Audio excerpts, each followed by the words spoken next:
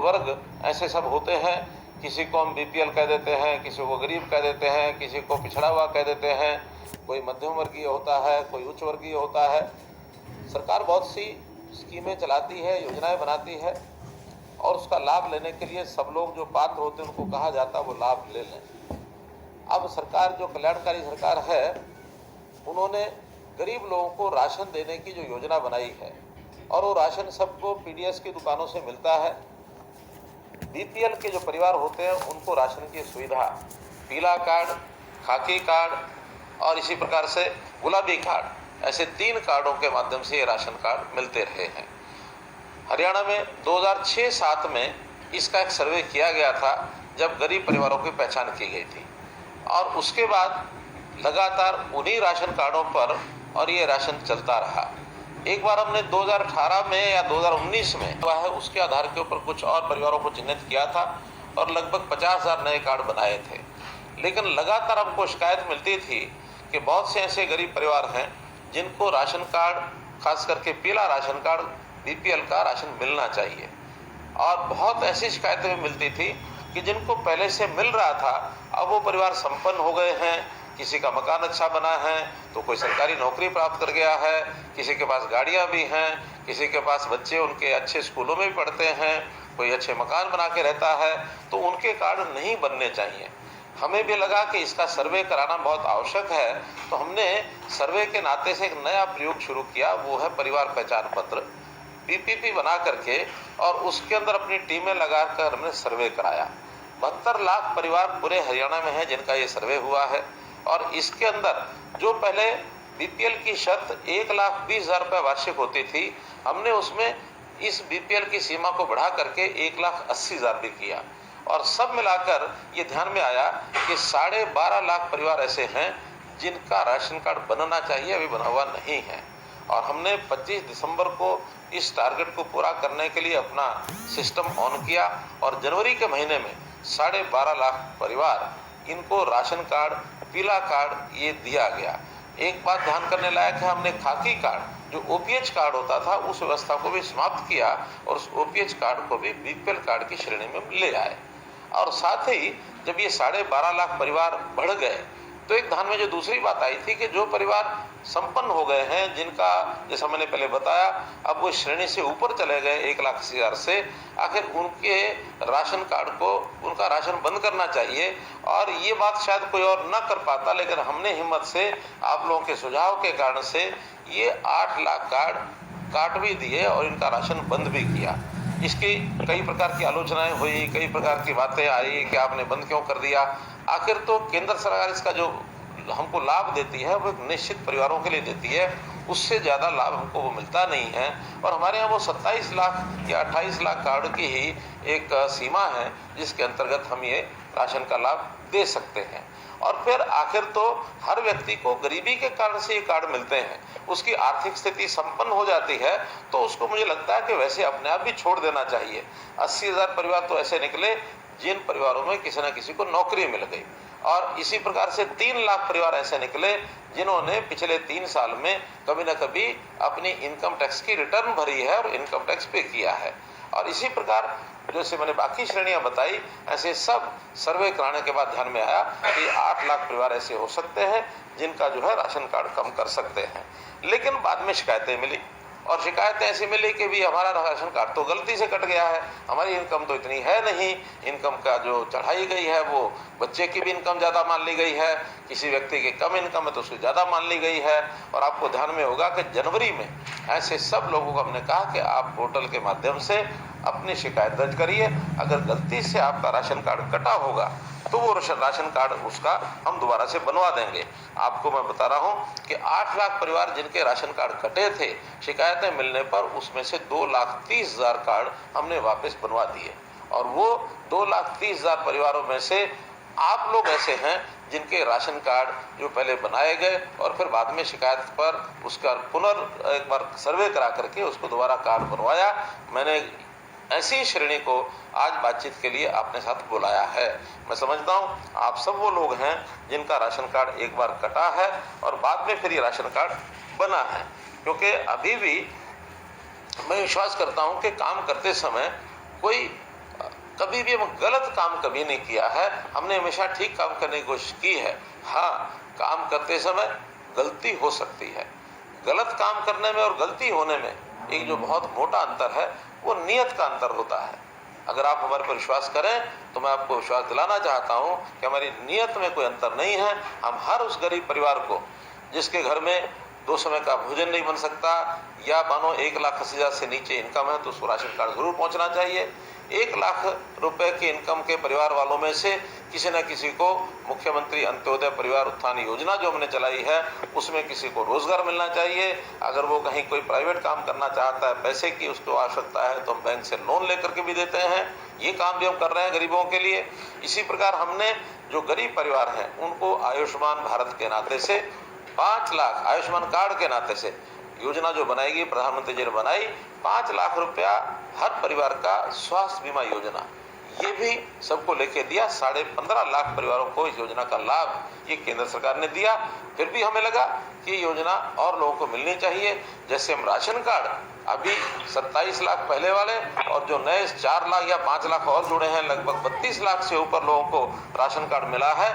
ऐसे सब लोगों को आयुष्मान भारत का लाभ एक नई योजना चिरायु हरियाणा करके जोड़ी, उन लाभ देने के लिए भी हम आगे आए हैं। इसके बाद बल्कि एक सुझाव ये आया था कि आखिर 1,80,000 से ऊपर कोई एक सीमा लगभग 3 लाख रुपए की रखी जाए और ऐसे लोगों से खर्च का कुछ हिस्सा ले लिया जाए। हमें जब ये औसतन बताया गया कि एक परिवार पर हिस्से में 3,000 रुपये आता है तो ये तय किया कि उसमें 1,500 रुपया ये परिवार दे देंगे, 1,500 रुपया सरकार दे देगी। आखिर 125 रुपया महीना दे करके किसी परिवार को 5 लाख रुपए का बीमा मिलता है, वो लाभ होता है। तो कभी भी परिवार का कोई आदमी जिसको अस्पताल में खर्चे की यानी आवश्यकता पड़ती है, उसका खर्च 5 लाख तक वो सुनिश्चित हो जाए तो उस परिवार का बहुत बड़ा लाभ होता है। तो हमने वो योजना भी अभी लॉन्च करनी है। उसमें सब लोगों को आह्वान करेंगे कि वो लोग इकट्ठे 500 रुपया एक साथ, अथवा कोई वेतनभोगी व्यक्ति है तो 125 रुपया महीना अपनी सैलरी में से कटा देगा तो उस योजना का वो लाभ भी ले सकता है। यहीं तक सीमित नहीं रहे, हमने कहा कि ऐसे जो लोग हैं जो बीमार हुए नहीं हुए हों लेकिन कभी भी उनको कोई अस्वस्थता का कारण बन सकता है, तो ऐसे लोगों का क्यों नहीं एक बार यानी शारीरिक स्वास्थ्य परीक्षण ये होना चाहिए। हमने इस योजना को भी लागू कर दिया है और इस योजना का नाम रखा है निरोगी हरियाणा। और जितने भी हमारे हॉस्पिटल्स हैं, जितने हमारी CSCs हैं जहाँ पर ये टेस्ट करवाए जा सकते हैं, ऐसे सब जगह वो टेस्ट कराने शुरू किए हैं। अभी तक 4.5 लाख लोगों का ये टेस्ट परीक्षण ही हो चुका है। बड़ी संख्या है, 1 करोड़ के लगभग संख्या है। हम आगे चल करके जितने प्राइवेट हॉस्पिटल हैं, जितने लैब्स हैं टेस्ट करने वाली, इन सबको भी एक सरकारी उनके साथ समझौता करके इनके वहाँ भी ऐसे जो परीक्षण हैं उनको करने का और एक हम कार्यक्रम लेने वाले हैं ताकि करोड़ों की जनता का जो परीक्षण है ये पहले हो सके। जब स्वास्थ्य परीक्षण होगा तो छोटी बड़ी कमी चाहे जो भी नजर आएगी उसका समय पर इलाज कराना ये कई बार संभव हो पाता है। अगर पता न लगे तो बीमारी इस स्तर तक पहुंच जाती है कि कई बार तो वापस लौटना भी मुश्किल हो जाता है कि बीमारी गंभीर हो जाती है। गंभीर बीमारी, लाइलाज बीमारी, तो जीवन भी जोखिम में पड़ जाता है। तो प्रारंभ में ही अगर कोई चीज मिल जाती है तो उसको उसके हिसाब से ठीक किया जाता है। जैसे कहावत है अंग्रेजी में, nip the evil in the bud, कि कोई भी ऐसी बुराई है उसको प्रारंभिक चरणों में उसको समाप्त कर देना चाहिए। तो यही हमारे शरीर के रोग के साथ है। अगर प्रारंभिक भी कोई जानकारी मिल जाए तो उसका तुरंत इलाज कराना संभव हो जाता है, उसका भी हमको लाभ हो सकता है। तो मित्रों, हमारी सरकार ये गरीब की सरकार, ये उस जरूरतमंद की सरकार, नीडी आदमी की, जिसको समय पर जो लाभ मिलना चाहिए वो मिल सके, इसके लिए हम काम करते हैं। हाँ, एक बात का मैं और निवेदन हमेशा करता हूँ कि किसी को भी गरीब रहने में, गरीब कहलाने में आनंद नहीं आता है। आखिर गरीब हमारी मजबूरी हो सकती है। हमें प्रयत्न करके इस गरीबी में से बाहर कैसे निकलना, इसमें सरकार सहयोग करेगी। हम बाकी जो समाज में बहुत समाजसेवी संस्थाएं होती हैं, NGOs हैं, CSR के माध्यम से लोग काम करते हैं, इनको भी सबको कहते हैं कि आप लोग अपने आसपास के क्षेत्र में रहने वाले ऐसे लोगों को, उनको रोजगार के नाते उनकी मदद करिए। रोजगार में हम उनको, बच्चों को शिक्षा दिलाते हैं, मुफ्त में शिक्षा, बाद में उनकी हुनर की विकास, उनका विकास, स्किलिंग कराते हैं और फिर कैंप्स लगा करके ऐसे गरीब परिवारों के लोगों को बुलाकर उनकी सहायता करते हैं। ताकि वो लोग कमाई करके और कैसे 1 लाख से 1,80,000 तक पहुंचे और कैसे 1,80,000 से ऊपर इस सर्कल को छोड़ दें और उनका स्वाभिमान बढ़े। स्वाभिमानी होकर के वो ये कहें कि हाँ, अब हम पैरों पर खड़े हो गए हैं, अब हमको अगर ये जो सहायता सरकारी मिलती है ये छोड़नी भी पड़े तो ये हम छोड़ सकते हैं। आपको याद होगा कि प्रधानमंत्री जी ने एक बार गिव अप स्कीम चलाई थी और उस गिव अप स्कीम में जब गैस के सिलेंडर की सब्सिडी मिलती थी तो आह्वान किया था और उस समय यानी देश भर में 1 करोड़ लोगों ने, लगभग 1 करोड़ लोगों ने और गैस की सब्सिडी छोड़ दी थी। ऐसे ही ये समाज अपील पर बहुत काम करता है। मैं अपील का एक और उदाहरण आपको ध्यान कराता हूँ। जब 1966 में 65 में जब देश में लाल बहादुर शास्त्री प्रधानमंत्री थे, हमको पता है उस समय अन्न का संकट हुआ था। अपने देश में अन्न कम हो गया था खाने वाले लोगों की जितनी मात्रा थी उसकी तुलना में। उस समय देश के प्रधानमंत्री लाल बहादुर शास्त्री थे।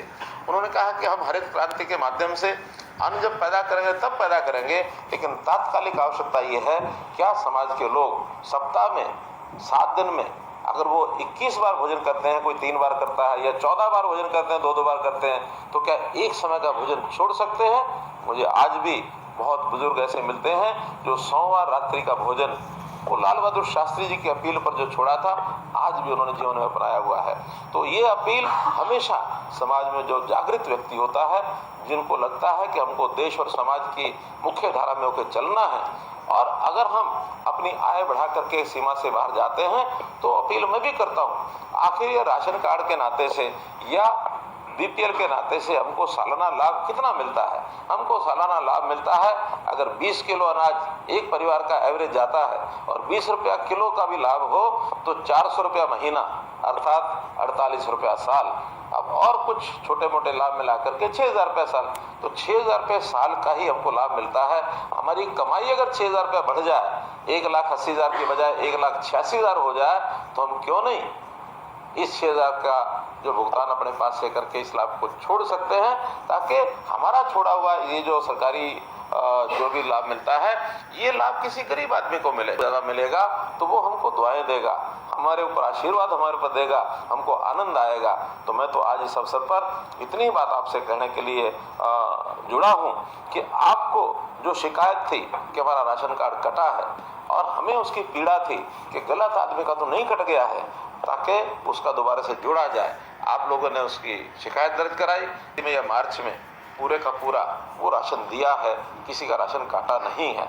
अब ये बात जो मुझे जानकारी है मैं आपके सामने रख रहा हूँ, लेकिन मैं ज़रूर चाहूँगा कि इस प्रकार की बातों की जानकारी आपको जो हो और आपको वो लाभ न पहुँचे तो उसकी समय समय पर आप मुझे जानकारी कभी न कभी ज़रूर भेजें, ताकि व्यवस्थाएं जो हमने बनाई हैं वो सारी ठीक से लागू हो सकें। जैसा मैंने कहा कि ये राशन के ये जो इन सर्वे करने वाले इंसान हैं वही अपना इसमें भरते हैं, आंकड़ा भरते हैं अपने कंप्यूटर के माध्यम से। कोई गलती भी हो सकती है, सर्वे भी गलत हो सकता है, कहीं कोई सिफर ऊपर नीचे भी हो सकती है, लेकिन उन गलतियों को ठीक करने का हमारा मानस था, हमने ठीक किया है और आपको उसका लाभ मिला है। आज आपसे मैंने जो बातचीत की है, इस अवसर पर आपको बातचीत करते हुए मुझे आनंद आ रहा है। आपने मेरी बात सुनी, आपका बहुत बहुत धन्यवाद, बहुत बहुत आभार।